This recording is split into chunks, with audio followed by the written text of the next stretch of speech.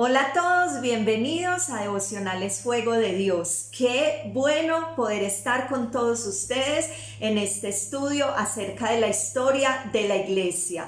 Hoy esperamos que estén muy atentos porque el tema que vamos a tratar es el periodo de la iglesia medieval. Bienvenido, Andrés. Hola Claudia, bienvenidos todos, qué bueno saludarles nuevamente acá y continuando con el estudio de la historia de la iglesia.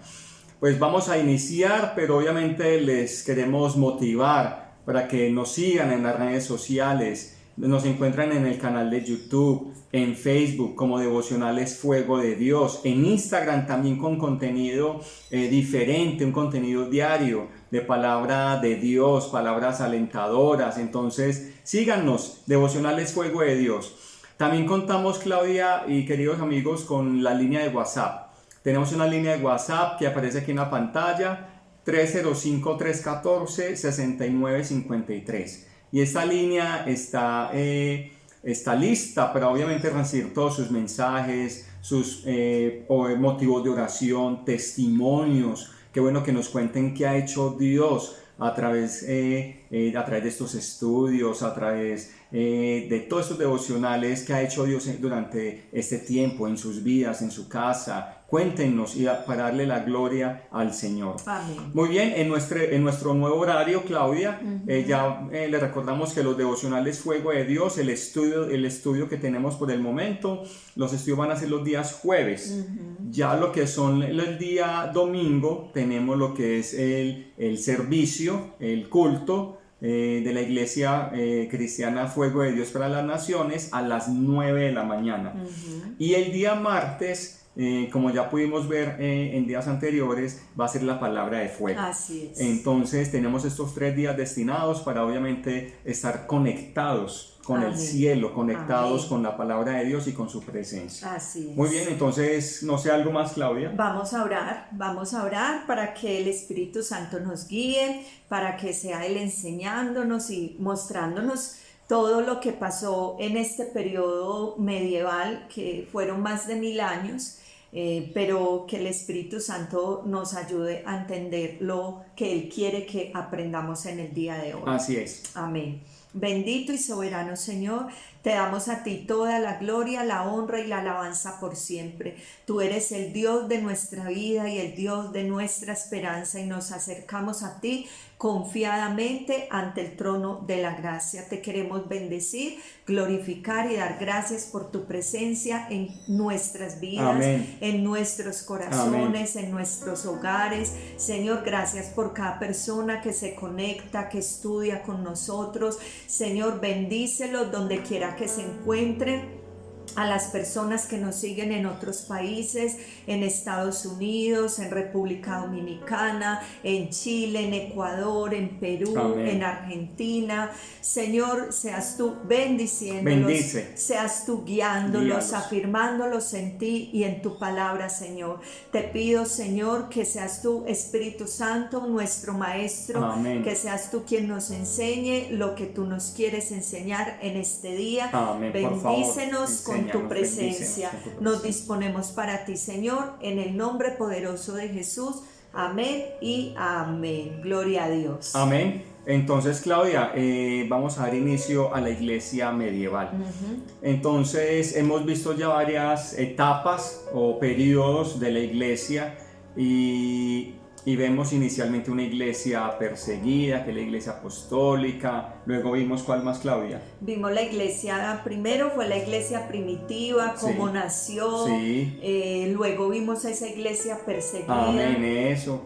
Cómo ellos empezaron pues a ser perseguidos porque no estaban cumpliendo con esas normas del Imperio Romano, como era adorar al emperador. Sí. y las reuniones de ellos que también hacían, levantaban sospechas para el imperio y muchas cosas que vimos en este periodo. Luego vimos lo que fue la iglesia imperial. La imperial. Con Constantino y cómo Cuando tuvo paz.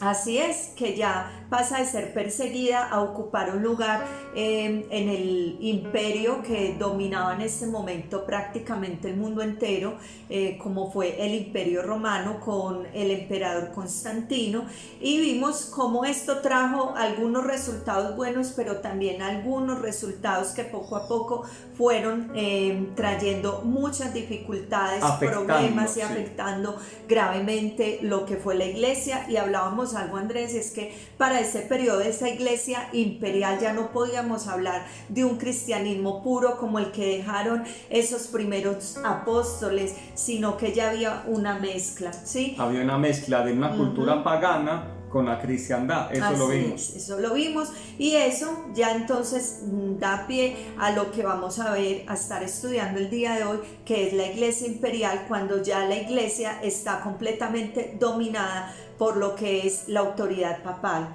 ¿Sí? Así es, este periodo medieval va desde el año 476 hasta el año 1453, hemos dicho casi 1000 años, casi 1000 años de este periodo, y el hecho más importante de este periodo es el desarrollo del poder papal. Aquí es cuando obviamente se da a conocer, pero con su clímax, con su tope máximo, el poder papal, como esa supremacía, el ser superior dentro de esta jerarquía. Así es.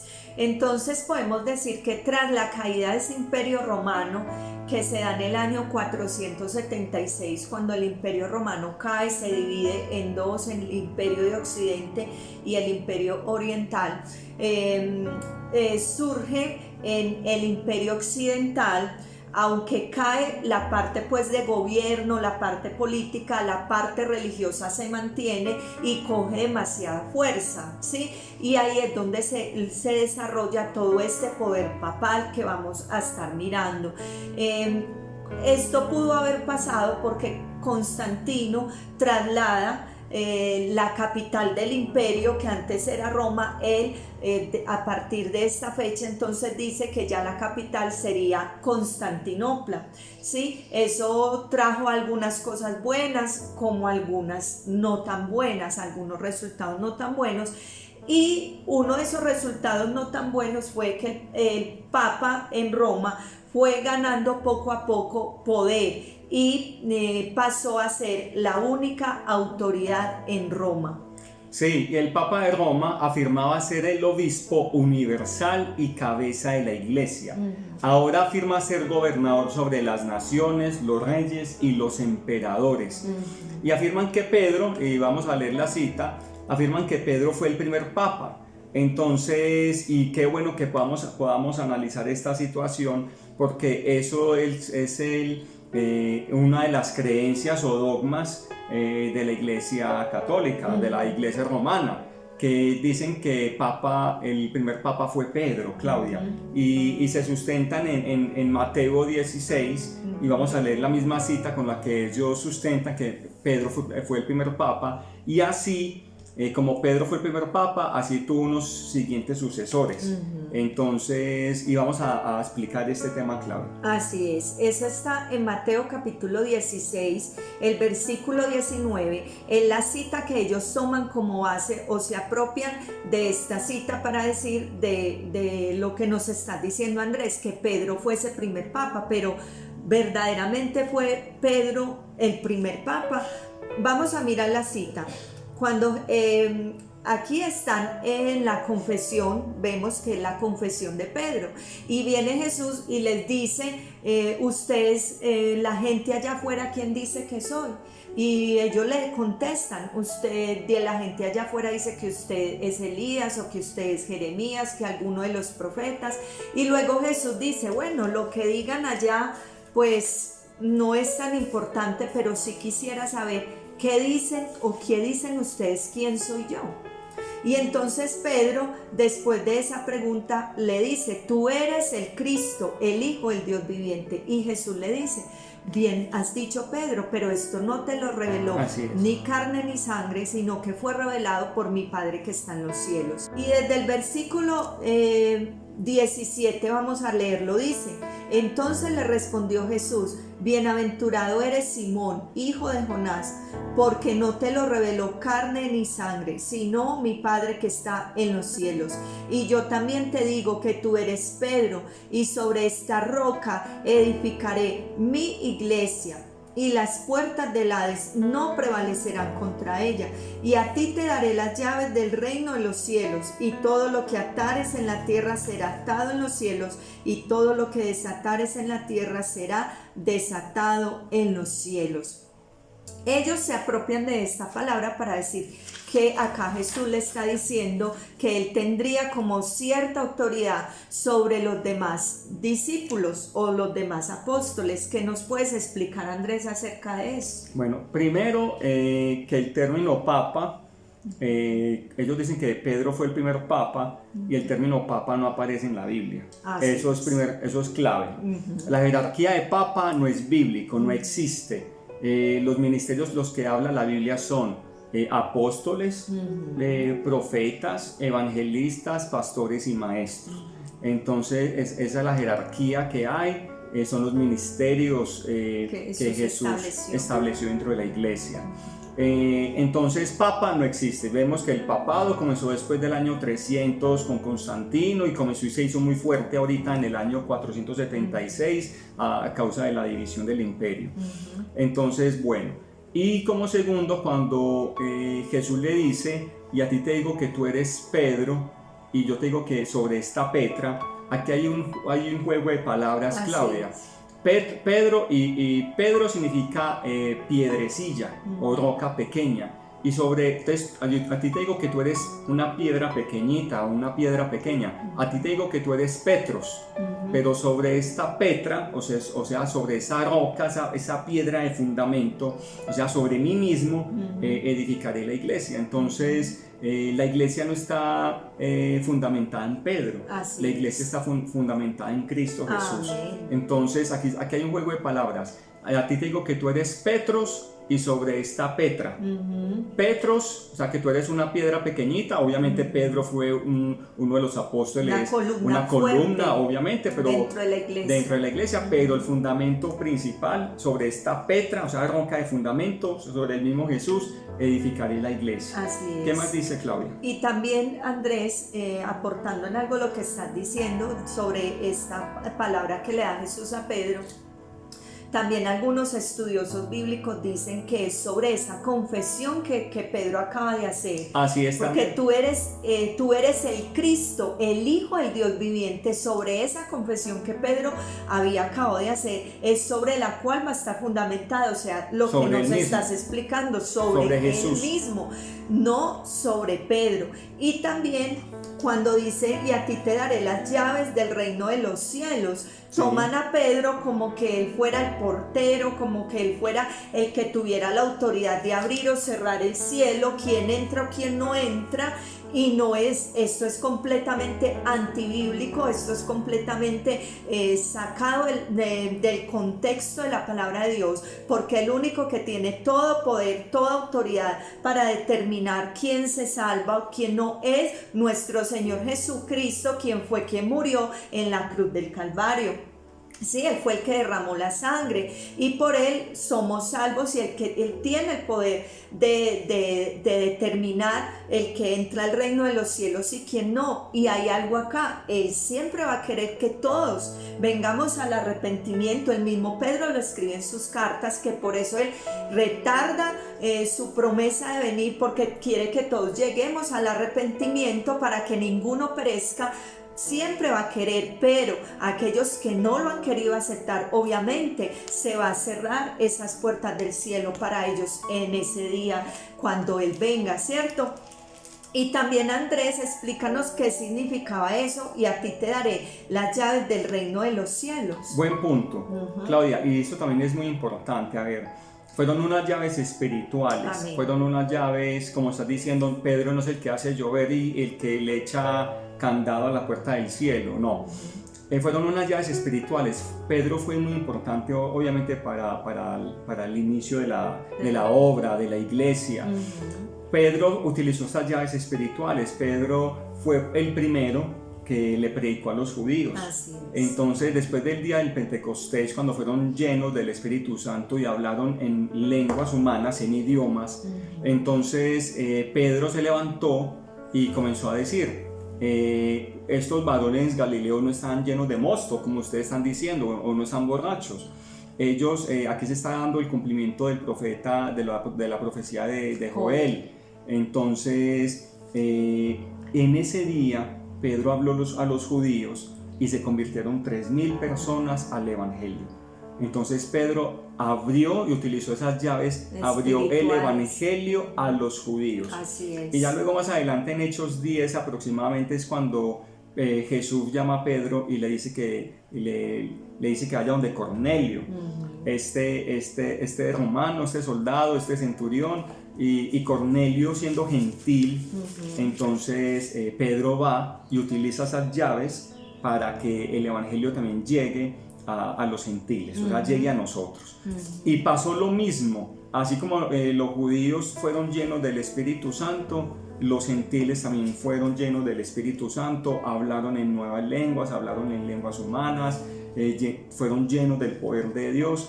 Y además se bautizó Cornelio, sus hijos, los criados, pasó pues toda la casa, sus amigos, los amigos, todo. Entonces Pedro utilizó las llaves, abrió las puertas al evangelio, tanto a los judíos como a los gentiles. Así es, entonces eran unas llaves espirituales.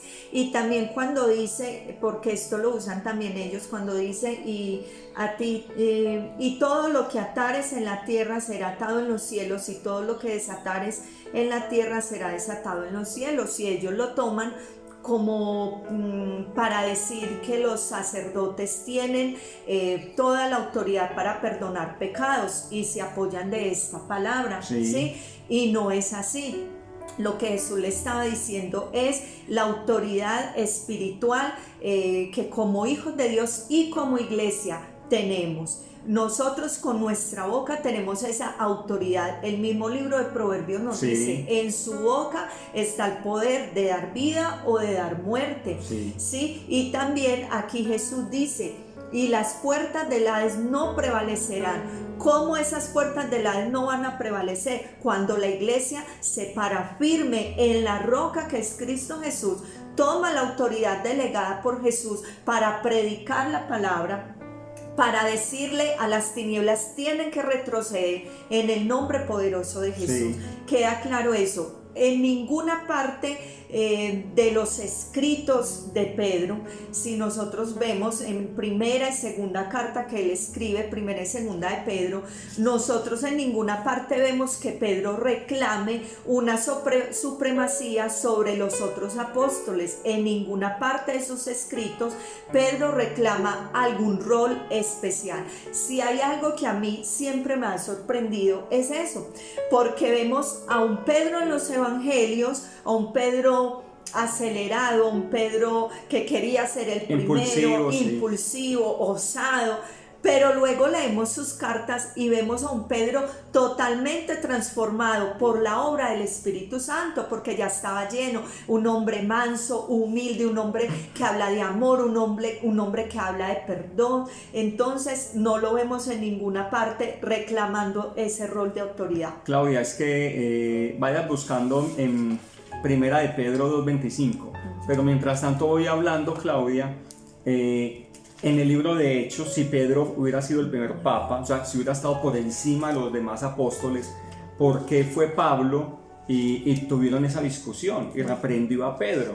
¿Se acuerda ese pasaje? Sí. Que cuando Pedro estaba tomando una actitud de hipocresía con los gentiles, entonces Pablo va y lo reprende. Si Pedro hubiera tenido esa supremacía o esa superioridad, obviamente Pablo no hubiera tomado esa actitud. Entonces vemos que Pedro no estaba por encima de ninguno. Así es, muy bien. En primera de Pedro 2:25 la palabra dice: porque vosotros eras como ovejas descarriadas, pero ahora habéis vuelto al pastor y al obispo de vuestras almas.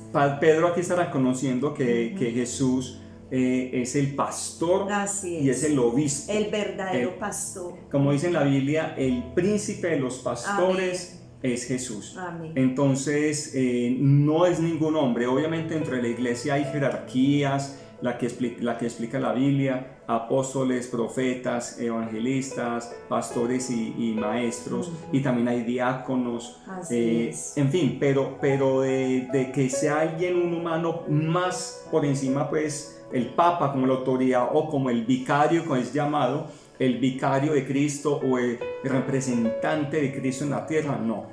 El que representa a Cristo en la tierra se Es el llama Espíritu Santo. O sea, es Amén. mejor dicho, el mismo Dios. Amén, así es. Muy bien, entonces, habiendo aclarado esto, de que no es bíblico, esto de que hay un papa y que está por encima o tiene la supremacía sobre los demás, vamos a decir que ese desarrollo de ese poder papal se llevó a cabo en 3 periodos fundamentales. Uno de crecimiento, uno de culminación y otro de decadencia. Vamos a empezar a hablar entonces de ese crecimiento, que ya hablamos un poco cómo se fue desarrollando en la cita, que se apoyan para decir que sí, que ellos tienen la supremacía. Ese crecimiento, ese poder papal empezó con el pontificado de Gregorio I el Grande, y llegó a su apogeo bajo Gregorio VII, conocido como Hildebrando. Y es de anotar que desde aproximadamente en el año 533 después de Cristo, los papas empezaron a cambiar el nombre al asumir el oficio de papa. Eso hasta nuestros días. Así es. Hasta nuestros días. Ellos cambian su nombre, ¿cierto? Cambian su nombre. Por eso hemos visto varios nombres: Juan 23, Juan Pablo II, Benedicto, ahorita el último es Francisco. Entonces ellos cambian el nombre en su periodo. Así es. Muy bien, hablemos un poquito de ese Papa Gregorio I, Andrés. Bueno, extendió el reino de su iglesia, convirtiendo las naciones europeas que aún permanecían paganas, especialmente los visigodos y los arrianos en España. O sea que él extendió el reino de la iglesia entre las naciones europeas. También Gregorio I resistió con éxito las pretensiones del patriarca de Constantinopla al título de obispo universal. Desarrolló ciertas doctrinas de la iglesia romana, como fueron, aquí fue donde tuvo mayor apogeo: la adoración a imágenes, con Gregorio I, Sí. el purgatorio y la transubstanciación. Entonces vemos que la adoración de imágenes con Gregorio I comenzó a tener ese apogeo, más fuerza. Más fuerza hasta nuestros días. Sí, entonces vemos que donde tiene mayor apogeo, hay un cielo, hay un infierno y hay un purgatorio, es decir, un lugar intermedio, que las personas al morir, antes de ir al cielo, van a este lugar, al purgatorio, que obviamente que con misas, pagando plata, o con fincas o con propiedades, lotes, en fin, pueden obviamente hacer que las personas pasen del purgatorio, el alma de la persona que murió, al cielo. Y el purgatorio no es bíblico, Claudia, ni la adoración a imágenes tampoco. Antibíblico. Sí. Antibíblico. Todas estas, ¿qué podemos decir? Doctrinas. Paganas, sí. Porque la adoración de imágenes, la Biblia habla fuertemente acerca de esto. Es más, el pueblo de Israel fue llevado cautivo por estar adorando dioses ajenos, ¿sí? Y eso lo vemos a través de toda la palabra de Dios, cuando el Señor nos lleva a adorarlo solo a Él, a que reconozcamos que solo Él es digno de toda esa adoración, porque Él es el único Dios verdadero, ¿sí? Otra cosa, lo del purgatorio, la palabra de Dios no nos habla de un lugar intermedio, la palabra de Dios nos habla de un destino final en 2 lugares, o el cielo o el infierno, pero no hay ningún lugar intermedio. Cuando muere una persona en Cristo va al cielo, cuando muere sin Cristo va al infierno, así de sencillo, y esto no le podemos poner pañitos de agua tibia, es lo que la palabra de Dios nos enseña. Y lo de la transubstanciación. Antes de pasar a la transubstanciación, entonces vemos adoración a imágenes, desde los 10 mandamientos está en el Salmo 115, lo pueden leer en casa, que tienen ojos y no ven, tienen bocas, las imágenes tienen boca y no pueden hablar, manos y no palpan. Entonces Dios condena la idolatría, y eso hasta lo vimos en la palabra de fuego. Los idólatras no heredarán el reino de Dios, y eso es idolatría. Frente al purgatorio vemos el pasaje de la parábola de Lázaro, y Lázaro y el hombre rico, que mueren las dos personas. Entonces uno está en el Hades, que Hades es una palabra griega, Hades que significa lugar de tormento, el Tártaros, y el paraíso. Entonces vemos los dos lugares, y que ambos lugares están separados por una cima, es decir, un abismo, cima con S. Entonces vemos que hay dos lugares nomás, paraíso e infierno. Y vamos a pasar entonces, o sea, purgatorio no hay, ni limbo, que también están hablando del limbo, que los niños que no se bautizan y mueren se van para el limbo, y eso tampoco es bíblico. También tenía pensado aclarar esto. Solamente hay cielo, infierno, no más, paraíso y Hades, no más. Y pasemos ahorita, expliquemos lo que es la transubstanciación. La transubstanciación quiere decir que cuando ellos celebran la comunión, porque no le llaman tampoco la cena o la Santa Cena, sino la comunión, ellos dicen que literal la hostia es el cuerpo de Jesús, y la copa o el vino es la sangre de Jesús, que cuando ellos hacen la oración, literal viene el cuerpo de Jesús a estar ahí, y esto no, porque el mismo Jesús dijo que sería una recordación, que lo haríamos en memoria de Él. Es una figura que nos ayuda a recordar, un símbolo que nos ayuda a recordar ese sacrificio que Jesús hizo por nosotros en la cruz, ¿cierto? Y yo recuerdo una anécdota, se las quiero compartir respecto a esto, porque yo nací en un hogar católico y piadoso, nos llevaban mucho a misa, y yo recuerdo cuando hice la primera comunión que me decían que yo no podía masticar la hostia porque estaría masticando el cuerpo de Cristo. Entonces uno se veía como casi para ahogarse, para no masticarla, ¿cierto? Esto es algo ilógico, y siempre me pregunto algo: ¿cómo la gente puede creer en estas cosas más fácil que creer en lo que es la palabra de Dios? Claudia, es que, bueno, yo también fui católico, acólito en el colegio, en fin, pero lastimosamente por eso las personas no pueden morder la hostia, porque literal dicen que están mordiendo las piernitas, el bracito de Jesús, ustedes no lo pueden morder.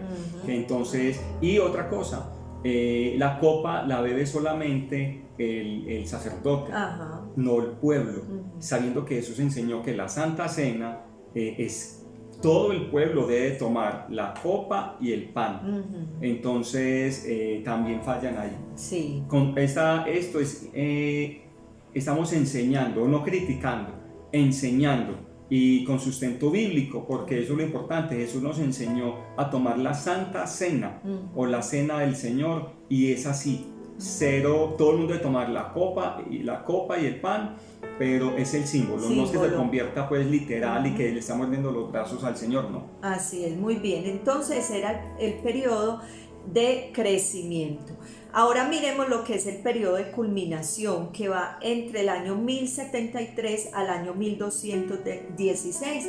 Fueron alrededor de 150 años en que el papado tuvo un poder casi absoluto, no solo sobre la iglesia, sino también sobre las naciones europeas. Es más, ellos llegaban incluso a tener demasiada influencia sobre los reyes, y era lo que el papa dijera: si se iba a la guerra, si no se iba a la guerra, unas cantidades de cosas impresionantes que sería bueno que ustedes, esto es solo un abrebocas, que ustedes mismos, si les interesa el tema, lo investigaran.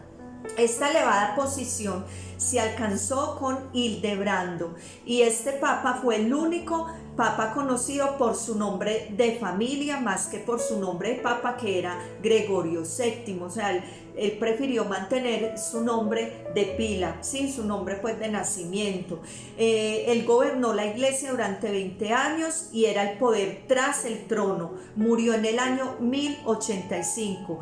Él reformó el clero que se había corrompido. Él abolió, aunque solo por un tiempo, la compra de puestos en la iglesia. Recuerde que ya hablábamos de que ya se decían entrar a la iglesia, pero ya por ganancias, ya por dinero. Él quita esto, levantó normas de moral e impuso el celibato dentro de la iglesia. Para el sacerdocio. Para el sacerdote. ¿Quién fue el que impuso? Hildebrando o Gregorio VII fue el que impuso el celibato dentro de la iglesia. ¿Pero por qué? Había una razón. Cuando un papa o un sacerdote moría, tenían que seguir, la iglesia tenía que seguir sosteniendo a su familia, sosteniendo su casa. Y esto se les estaba saliendo de control. Esto significaba mucho dinero, y por eso viene él y dice: a partir de ahora los sacerdotes no se pueden casar. Y dice: no poderse casar. Pero ahí vamos las contradicciones que se manejan, porque si ellos dicen que Pedro fue el primer papa, Pedro era casado. Así es. Nosotros vemos en la palabra que el mismo Señor Jesús sanó a su suegra. Le quitó la fiebre. Porque estaba enferma con una fiebre, y dice que después de sanarla ya se levantaba y les servía. Muy contradictorio todo esto, ¿cierto? Claro, Claudia, es que fueron implementando o colocando doctrinas de hombres, contradiciendo la palabra de Dios, y lo hemos visto. Entonces, y esto es que el celibato para el sacerdote es antibíblico. Como vos explicaste, Claudia, Pedro era casado, la mayoría de los apóstoles eran casados. Entonces, porque ellos reclamaban esposa también, los que estaban solteros reclamaban esposa. Entonces sí se podían casar. Claro, es que el que instituyó el matrimonio fue el mismo Dios, ¿cierto? Como dice Pablo en una de sus cartas, que a algunos se les ha dado el don de continencia, ¿cierto? No a todos.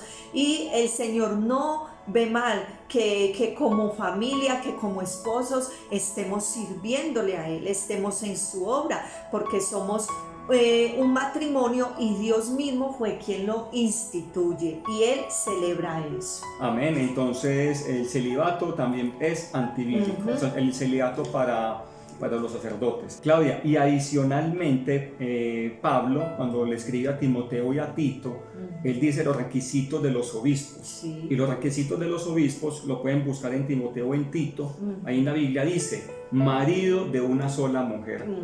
Entonces, si es este Hildebrando que puso que el celibato, en la Biblia dice que el obispo debe ser marido de una sola mujer y que sus hijos estén en sumisión a él. Que si sabe que cómo va a ser un sacerdote o un obispo, cómo va a gobernar la casa de Dios si no es capaz de gobernar su propia casa, a su esposa y a sus hijos. Entonces vemos que el matrimonio para los pastores y para las personas que están dentro de algún ministerio sí es bíblico. Amén, así es, muy bien. Este Hildebrando o este Gregorio VII también hizo algo, y fue que libertó a la iglesia de la dominación del Estado, al poner fin al nombramiento de los papas por los reyes o por los emperadores. A partir de ese momento se eligen entre ellos mismos, porque antes el papa lo elegía el emperador o el rey, y él viene y dice: no, eso no va a ser de esa manera, nos vamos a elegir entre nosotros mismos, y eso pasa hasta el día de hoy, que se reúnen todos los cardenales y eligen al sucesor del papa saliente o que haya fallecido. Así es. Muy bien. Bueno, también adicionalmente requirió que todas las acusaciones en contra de los sacerdotes y las relacionadas con la iglesia se juzgaran en cortes eclesiásticas. O sea, que todas las acusaciones en contra de ellos no fueran a nivel legal, sino en una corte que ellos tenían especialmente para juzgar a las personas en el ministerio o dentro de las funciones papales y sacerdotales. Así es. También hizo que la iglesia fuese suprema sobre el Estado. Él no aspiraba a abolir el gobierno, sino subordinarlo al gobierno de la iglesia. O sea que llegó a un punto tal de que era más sobresaliente y con más poder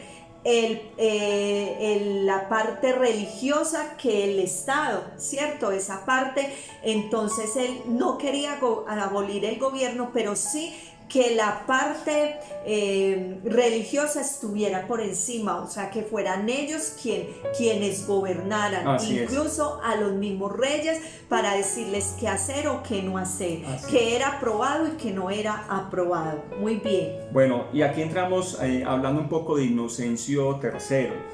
Desde 1198 al año 1216 después de Cristo. Inocencio III, Claudia y queridos amigos, fue otro papa, Inocencio III, cuyo reino demostró su alto grado de poder.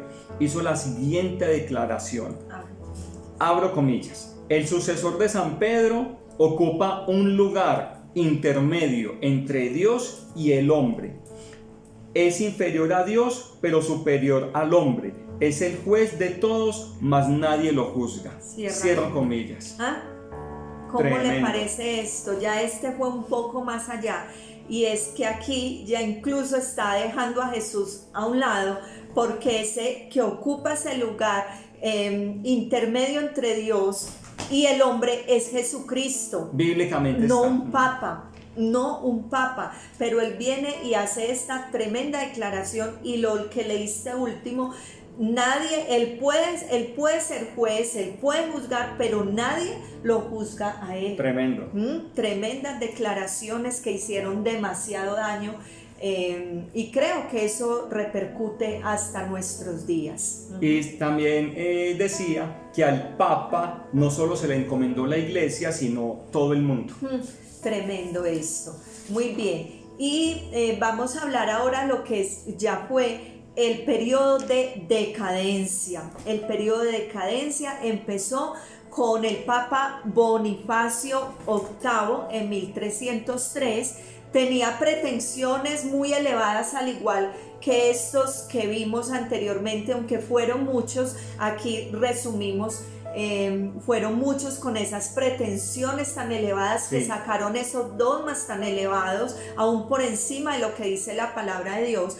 Pero empezó con esas mismas pretensiones, pero fueron pasadas completamente por alto, o sea que no tenía como esa misma autoridad, no lo digamos autoridad, sino como ese poder que tenían los demás. Él peleó con el rey Felipe de Francia, quien le hizo la guerra, lo metió a la cárcel, y poco tiempo después este Papa Bonifacio muere de tristeza allí encerrado. Entonces miren este periodo de decadencia al que se llega en el periodo de la iglesia medieval, que ya el Estado pelea incluso con la iglesia,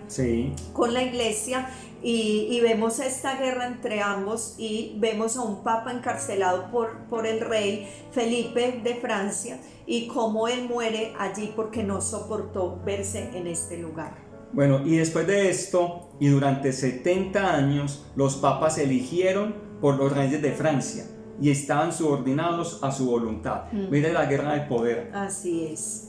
Y debido a eso que estás diciendo, Andrés, de que ya era como Francia quien estaba allí mandando, trasladaron la sede del papado de Roma, la trasladan a la ciudad de Avignon, al sur de Francia, ¿cierto? Pero esto luego nuevamente vuelve a Roma hasta nuestros días, que es la sede del papado, y las órdenes de los papas se desobedecían ya en este periodo de decadencia. Las excomuniones que ellos hacían se obviaban fácilmente, y por estas causas surgieron papas y antipapas tanto en Roma como en diferentes países. Pero en el año 1378 surge un nuevo papa, que es Gregorio, Gregorio XI, volvió a Roma, volvió a retomar como ese poder, como ese dominio, volvió a subordinar el Estado. Y a partir de ese momento traslada nuevamente la sede del papado de Avignon a Roma, y de ahí ha continuado viviendo hasta nuestros días, siempre con pretensiones muy, muy elevadas, ¿cierto? Y lo que ellos digan pues se toma como verdad. Es lo más lamentable. Las personas no se toman el tiempo de escudriñar la palabra, lastimosamente, no se toman el tiempo de estudiar si lo que esta autoridad está diciendo es verdad o no es verdad, no se toman el tiempo de ir a la fuente de inspiración de la palabra de Dios, sino que creen todo lo que salga de allá, y eso ha hecho muchísimo daño hasta nuestros días. Así es. Entonces, Claudia, hasta aquí pues fue el estudio de la iglesia medieval. Entonces, que Dios tenga misericordia y nos ayude a todos. Amén. Porque mira que una de las religiones con mayor poder, con voz y voto, es la religión católica. Por la figura que tiene. Por la figura que tiene. Entonces, obviamente en estos momentos hay el islamismo, está tomando también mucha fuerza. El islamismo también hay un gran número de seguidores, pero para eso está la iglesia del Señor, Claudia, para seguir trabajando. No podemos desfallecer. Amén. Tenemos que seguir predicando la palabra de Dios sin miedo. Así llamar a lo malo, decirle a las cosas malas y a lo bueno, porque es que bíblicamente dice que a lo bueno, la gente del mundo, a lo bueno le están diciendo malo, y a lo malo bueno. Entonces decirle a lo que es sin temor, y no lo dice uno, lo dice la palabra de Dios. Entonces tenemos todo el sustento y todo el respaldo de nuestro Señor. Amén. Muy bien, les invito para que oremos, para que le demos gracias al Señor por lo que nos ha enseñado el día de hoy. Esperamos que usted comparta este video. Sabemos que va a ser de edificación para muchas personas, por eso lo hacemos, y vamos a orar para que la palabra no llegue vacía. Y si usted nos está escuchando y hace parte de la iglesia tradicional católica, oramos para que el Espíritu Santo abra sus ojos, abra su mente, llegue a su corazón y lo convenza, porque eso no es trabajo de nosotros, esa es la labor del Santo Espíritu de Dios, quien lo convence a usted. Señor, en este día te queremos bendecir, te queremos exaltar, te queremos dar gracias, Señor, porque a pesar de todo lo que vimos y que pasó durante todo este periodo medieval, amén, Señor, tú tenías preparado algo hermoso, amén, algo Señor, glorioso, gracias, para que el mundo, Señor, no se quedara en esta oscuridad, en esta confusión, Señor. Y por eso, Señor, levantaste hombres, gracias, Señor, en estos periodos que hablaban lo que verdaderamente es tu palabra, Señor, y eso lo vamos a estar estudiando en la próxima clase del jueves, con tu ayuda, cuando veamos lo que es la iglesia reformada, Señor. Señor, gracias, porque de todo esto aprendemos, Señor, que sin ti nada somos, que separados de ti nada podemos hacer. Amén. Y te damos gracias porque nos has sacado, Señor, del lodo y nos has permitido reconocer tu grandeza, tu señorío, y que solo tú eres Dios. Amén. Y que tu iglesia prevalecerá, pase lo que pase, porque las puertas del Hades no podrán contra tu iglesia, amén, Señor, porque tu iglesia, Señor, está firme, amén, sobre la roca que amén, es Cristo Jesús. Te damos gracias, Señor, y te pedimos que nos ayudes a permanecer con nuestros ojos puestos en ti, en el autor y consumador de la fe. Te damos gracias, mi Rey amado, y te pedimos que tengas misericordia, Señor, del mundo entero. misericordia, En el nombre Señor, de cada uno de poderoso de nosotros. Jesús. Amén, Amén. y amén. Muy bien, un fuerte abrazo para todos ustedes, un feliz fin de semana, el Señor les continúe bendiciendo, no se pierdan el domingo, nuestro servicio dominical a las 9 de la mañana con una tremenda palabra de gran bendición para todos nosotros. Bendiciones. Bendiciones, chao.